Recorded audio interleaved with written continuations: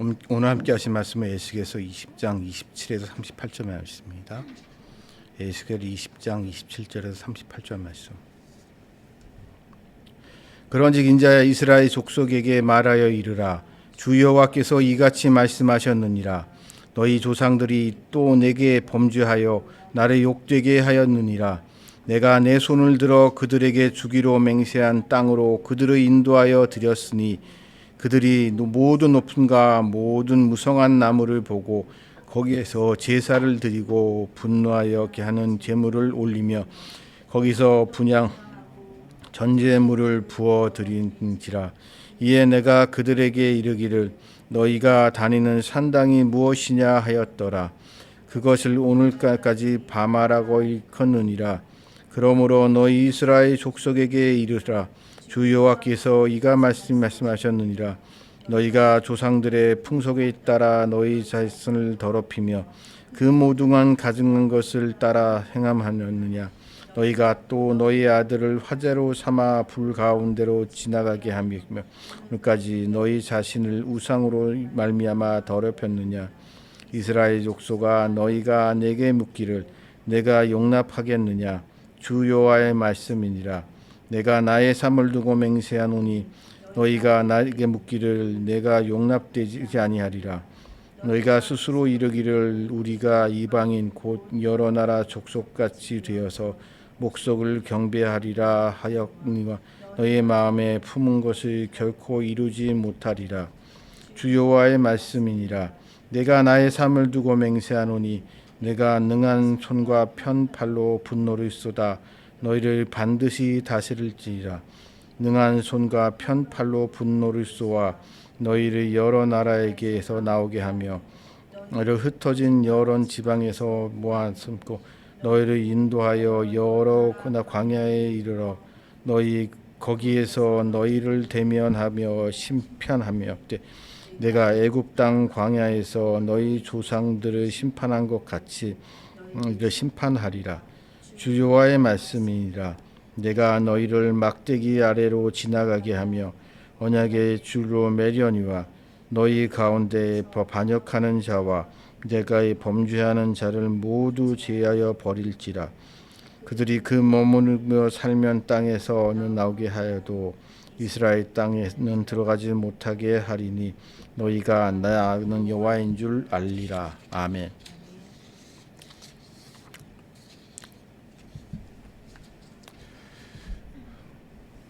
우리가 구약 성경을 읽다 보면 특히 이런 예언서를 읽다 보면 심판의 메시지를 읽다 보면 모든 사람이 죄를 지었기 때문에 심판을 받는다. 죽음에 이른다는 것은 당연하다. 이걸 받아들이게 되지만 한마디로 죽어 마땅한 사람이 너무 많은 거죠. 따지고 보면. 그러나 그 중에 과연 그렇다고 그 사람들 다 심판해서 지옥에 보낼 수는 없는 거고 그 중에 누군가는 구원하셔서 하나님의 영광을 나타내신다는 것. 이 둘 사이에 일종의 모순 같은 거를 생각할 수 있습니다. 한마디로 죽이려면 다 죽이던가 살리려면 다 살리던가 왜 누구는 살리고 누구는 죽이고 죽일 거면 심판할 거면 그냥 깔끔하게 한 방에 끝내지 왜 이렇게 선지자들을 통하여 이런 메시지를 계속 하시는지 이해가 안 될 때가 있고 반면에 구원의 문제에 있어서도 다 같은 사람인데 왜 누구는 구원하고 누구는 구원하지 않는지 하나님의 사랑이시라면 모든 사람을 구원해야 되는데 왜 누구는 구원하고 누구는 구원하지 않는지 그거에 대한 의문이라고 해야 되나요? 그래서 결국 등장하게 되는 게 만인공원론 같은 게 등장하게 되는데요.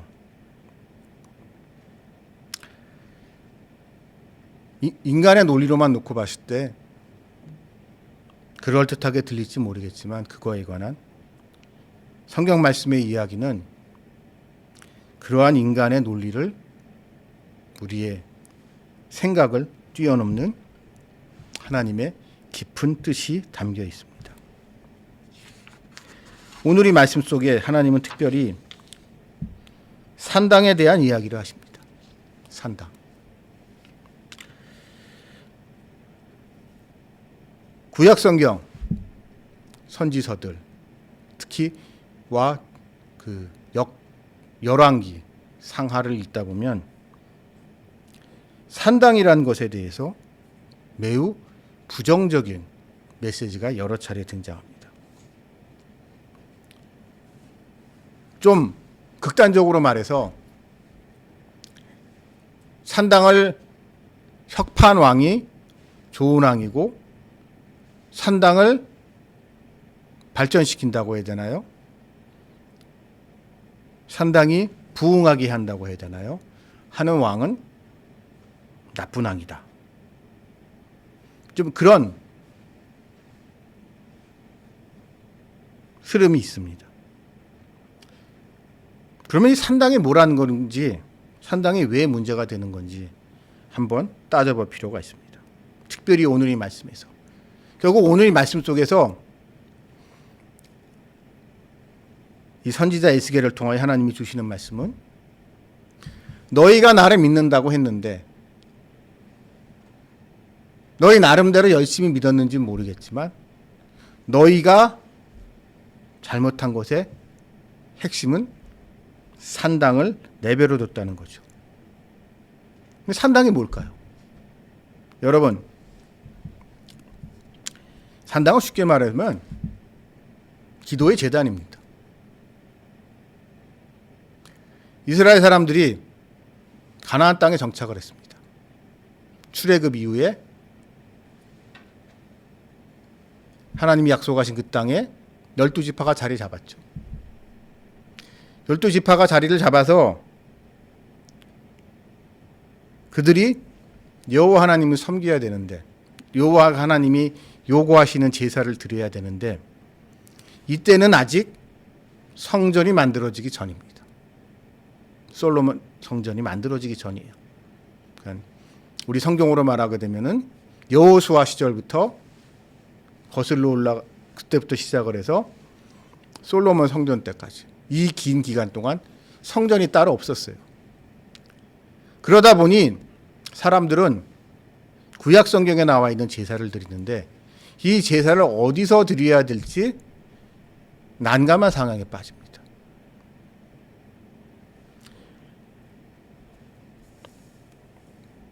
그러다 보니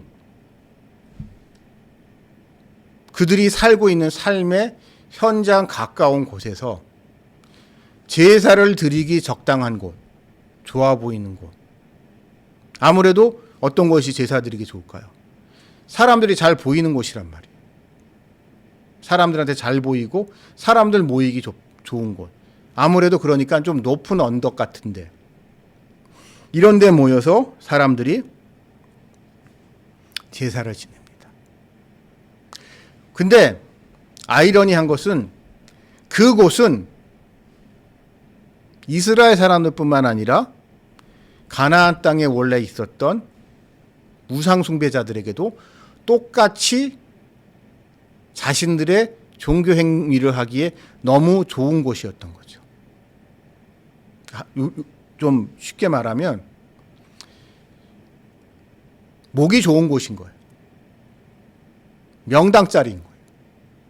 그래서 원래 그곳에서 왔을 때 이스라엘 사람들이 왔을 때 정착했을 때 이미 그곳에 그 땅의 가나안 거민 주민들이 원래 자신들의 종교 행사, 제사, 우상 숭배를 하던 것이 그대로 남아있던 그 자리가 그래서 그들은 여호와 하나님께 제사를 드리게 된 겁니다. 자, 그러다 보니까 세월이 지나면서 문제가 생깁니다. 같은 하나님께서는 분명히 이스라엘 족속들한테 말씀하셨죠.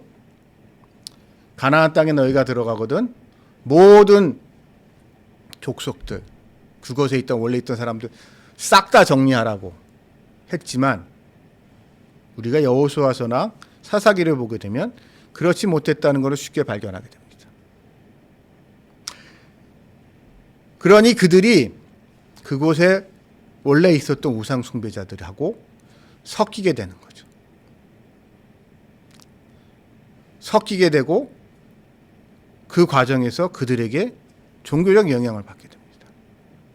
이게 그 당시 기준으로 봤을 때 현실적으로 이런 유혹에 빠질 수밖에 없는 게, 이 우상 숭배, 우리가 성경에서 잘 아는 아세라, 바알 신앙은 농사랑 관련이 많습니다. 일종의 기우제와 관련이 있기 때문에 그들과 함께 농경 민족으로 바뀐 농사를 짓는 이스라엘 사람들한테는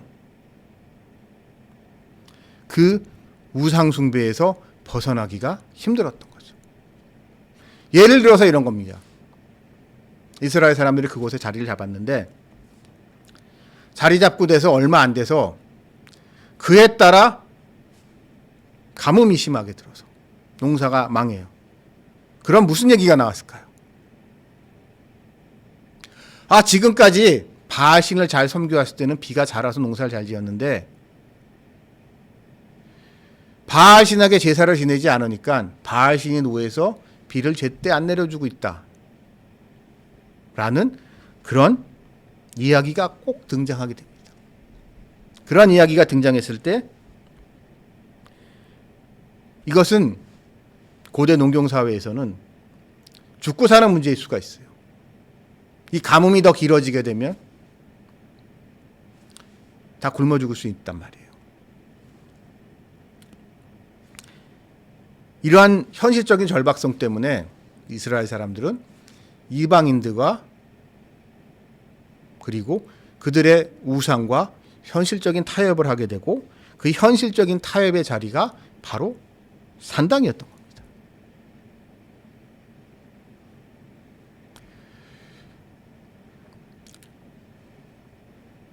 그래서 이 산당 중심, 그러니까 산당을 가보면 거기에 섬기는 사람들 다 여호와 하나님을 섬긴다고 하지만 여호와 하나님도 섬기는 거죠.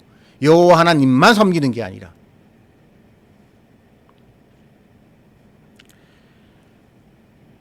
이러한 기가 막힌 현실을 종결시킨 것이 결국 예루살렘 성전의 건축입니다.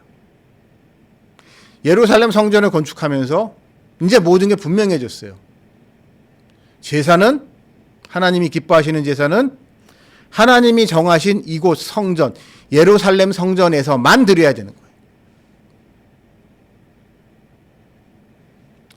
그 이전까지 그들이 수십 년간, 아니 수백 년간 드려왔던 그 제단, 산당, 거기서 더 이상 제사 드리지 말고 여호와 하나님께 드리는 제사는 하나님이 세운 다윗 솔로몬 왕조가 지은 저 번듯한 예루살렘 성전에서 지내야 된다는 거죠. 그러나 여러분, 이 기득권이라는 게 무서운 거예요. 우리 입장 바꿔놓고 생각을 해봅시다. 수백 년 동안 산당이라는 곳에서, 그곳의 기도 제단에서 예배를 드려왔단 말이에요. 요즘으로 하면 교회가 있어 왔단 말이에요. 그리고 그곳에서 그것 때문에 생계를 꾸려나가던 수많은 사람들이 있어요. 그 사람들은 어떻게 하라고요? 그것의 가장 대표적인 곳이 베델입니다. 베델. 여러분, 전 그 교회 이름들 중에 조금 이해가 안 되는 게 베델 교회예요, 사실. 왜? 저는 제가 목사라면 베델 교회라고 이름 안 지어요. 왜냐하면 베델이라는 것은 여호와 하나님께서 야곱과 언약을 맺은 귀한 곳입니다. 맞죠? 그래서 그 귀한 곳을 이스라엘 사람들은 특별한 장소로,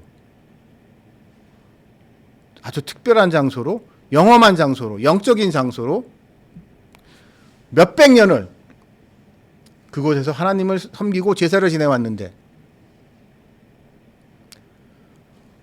어느 날 갑자기 이스라엘을 통일한 다윗 왕과 그의 아들 솔로몬이 배달은 이제 됐고 이곳 예루살렘으로 와서 예배드리라고, 이곳에서 제사를 드려야만 한다고 하니 수백 년 동안 가지고 있던 기득권이 그렇게 쉽게 무너지나요? 오히려 여러분, 구약 성경을 찬찬히 읽어보신 분은 알겠지만 원래 예루살렘이란 곳은 이스라엘 역사에서 그렇게 중요한 장소가 아니었습니다. 우리가 알고 있는 모세오경이라든지 여호수아서, 사사기 이걸 쭉 읽어보시면 알겠지만 그 이름조차 몇 차례 언급되지 않을 정도로 존재감이 어떤 것이에요. 근데 이유는 알 수 없지만 하나님께서 다윗과 솔로몬에게 그곳에 성전을 짓게 하시면서, 우리가 잘 아는 아리우나의 타작마당에 성전을 짓게 하시면서 이스라엘 사람들의 여호와 하나님에 대한 신앙이 하나로 통일된 거죠. 그러니 기존에 있었던, 요즘으로 말하면 이런 거죠. 정부에서 갑자기 어느 날 교회가 이렇게 많을 필요 없어, 교회가 뭐 이렇게 많아, 그러니까 교회다 통폐합하라고, 마치 카톨릭에서 하듯이 모든 교회가 강제로 통합시킨다고 칩시다. 반발이 얼마나 크겠어요. 크건 작던 그들에게는 정말 소중한 은혜의 자리였거든요. 물론 그들 중에 많은 이들이 알고 있습니다. 그들이 지금 산당에서 드리고 있는 제사가 왜곡되고 있었다는 것. 그래서 이 산당 제사를 개혁하려고 했던 그런 선지자들도 분명히 등장해요. 대표적인 게 엘리야와 엘리사입니다. 엘리야와 엘리사를 그런 관점에서 한번 바라보세요. 그러나 그런 그들의 수고와 노력은 차치하고 하나님의 뜻이 분명했어요. 언약궤의 말씀이 있는 이곳 예루살렘 성전의 지성소에서만 예배를 드려야 된다고 말씀하시는 거예요.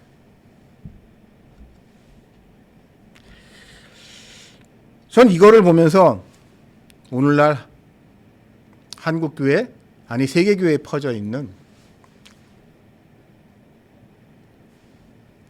심각한 위기를 생각해 보게 됩니다. 사람들이 교회에 잘 안 와요. 그런다면서 예수는 믿는데요. 하나님은 믿는데요. 기독교인이래요.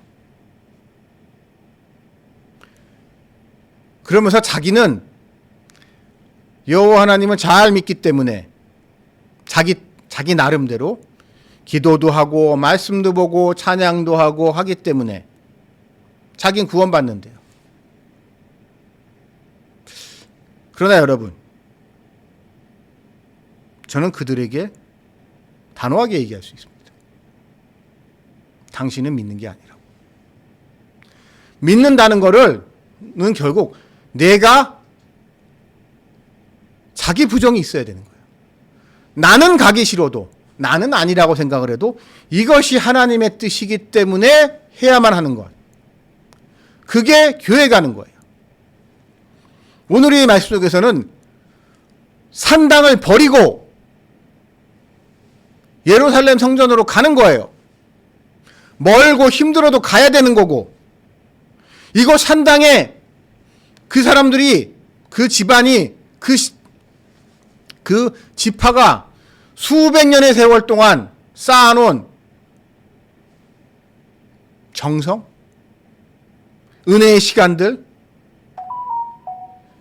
그런 것 다 무시하고 중요한 것은 하나님께서 원하신다면 하나님이 모이시는, 하나님이 바라시는 제사가 집행되고 있는 예루살렘 성전으로 가야 하듯이 하나님이 바라시기 때문에 교회에 와야 되는 거예요. 그럼 이 교회라는 곳이, 아니 오늘의 말씀 속에 등장하지 않지만 산당과 달리 성전은 뭐가 다를까요? 오늘의 말씀 속에 등장합니다. 막대기와 언약의 줄이라는 거예요. 언약. 우리가 구원받을 수 있는 이유는 언약 때문입니다. 하나님이 우리를 구원하실 이유는 하나도 없어요. 근데 이렇게 하게 되면 내가 너희를 구원하겠다고 말씀하셨기 때문에, 그 언약의 말씀 때문에 하나님이 구원하시는 거예요. 그렇기 때문에 그 말씀이 믿는다면, 언약의 말씀이 믿는다면 그 말씀과 함께 해온 다른 하나님이 바라시는 것 또한 했을 때, 충실했을 때 그 언약이 그에게 유효한 거죠.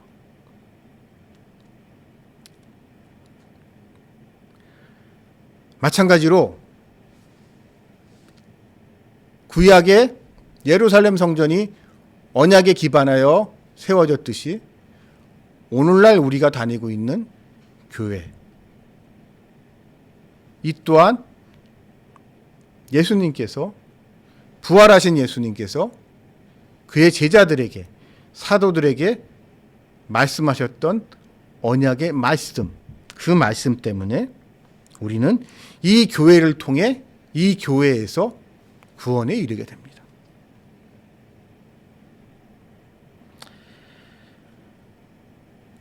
사랑하는 형제자매 여러분, 오늘은 부활절입니다. 제가 이 부활절에 우리가 가져야 할 것이 무엇인가 한번 생각을 해보면,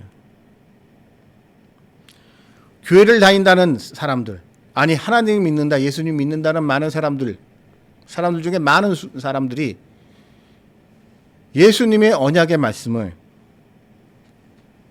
소홀히 여기고, 그러다 보니까 부활의 소망이 사라진 모습을 제가 요즘 자꾸 발견하게 됩니다. 교회 잘 다니는 사람, 예수님 잘 믿는 사람한테 왜 예수님을 믿고 왜 교회를 다니세요라고 했을 때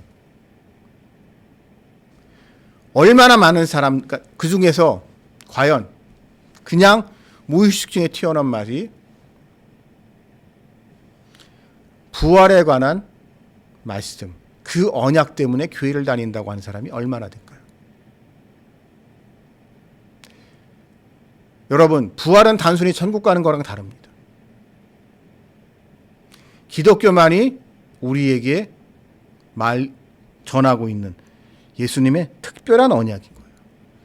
예수님이 내가 부활했듯이 너희도 부활시키겠다.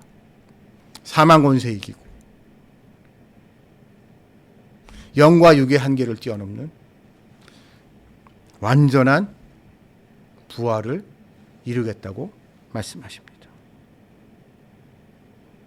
그러므로 사랑하는 형제자매 여러분, 이 부활절 다시 한번 부활이 나에게 어떠한 의미인가, 나는 얼마나 부활의 소망을 가지고 살아갔는가를 한번 점검해 보시며 이 부활절의 의미를 여러분의 삶 속에서 녹아내시는 여러분들이 되시기를 주님의 이름으로 축원합니다. 기도드리시겠습니다.